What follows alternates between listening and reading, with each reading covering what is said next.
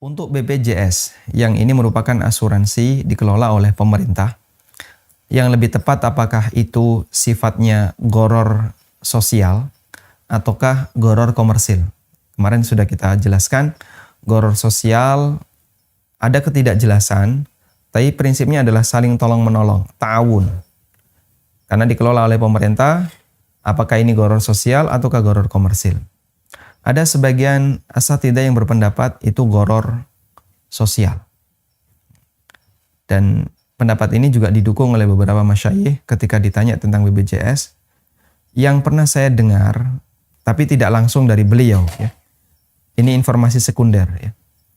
Ada salah satu teman yang menyampaikan bahwa Syekh Fulan mengatakan semua bentuk asuransi atau termasuk diantaranya adalah pensiunan yang di situ ada potongan gaji karyawan setiap bulan. Kemudian nanti dikasihkan ketika dia sudah pensiun. Selama itu dikelola langsung oleh pemerintah, maka statusnya adalah gharar sosial. Sehingga boleh untuk diambil. Di antara masyayikh yang mengatakan seperti ini adalah Syekh Dr. Sulaiman Ar-Ruhaili hafizahullah ta'ala. Seperti yang kita tahu, beliau termasuk ulama Saudi yang sering ke Indonesia memberikan daurah maupun ceramah umum di masyarakat Indonesia. Dan beliau doktor dalam usul fikih. Sehingga insya Allah pertimbangan ini lahu wijhatun minan nadhar, cukup kuat dari sisi alasan. Karena kalaupun nilainya kurang, sehingga misalnya Anda total membayar premi BPJS yang sudah Anda bayarkan total ya 15 juta. Selama sekian tahun. Lalu Anda mengalami sakit dan bisa mengklaim senilai misalnya 60 juta. Anda baru bayar 15, sudah bisa mengklaim 60. 45 duitnya siapa? APBN dari pemerintah. Anggaran yang dikeluarkan oleh pemerintah. Dan pemerintah berhak untuk memberikan itu kepada rakyat. Karena kita sebagai rakyat berhak untuk mendapatkan layanan dari pemerintah. Ini kalau ditinjau dari akad umumnya. Sehingga dari akad ini sebagian ulama membolehkan BPJS yang dikelola oleh pemerintah.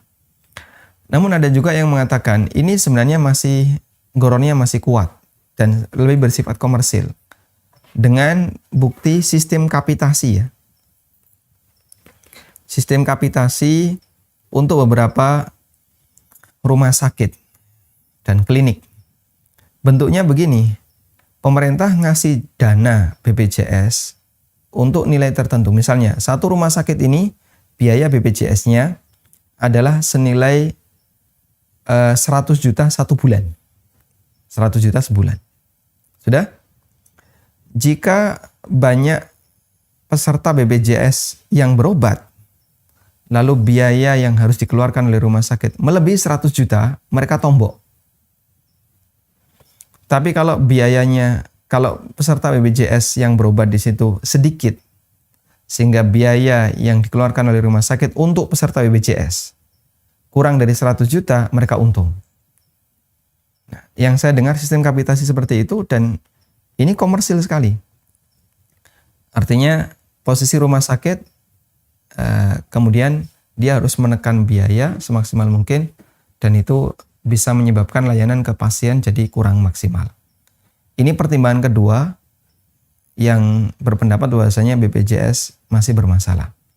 Namun secara pribadi kami menyarankan jika Anda termasuk di antara yang kurang mampu untuk menanggung semua biaya pengobatan pribadi maupun keluarga, silahkan terlibat dalam BPJS dan rakyat yang tidak mampu berhak untuk mendapatkan layanan dari negara.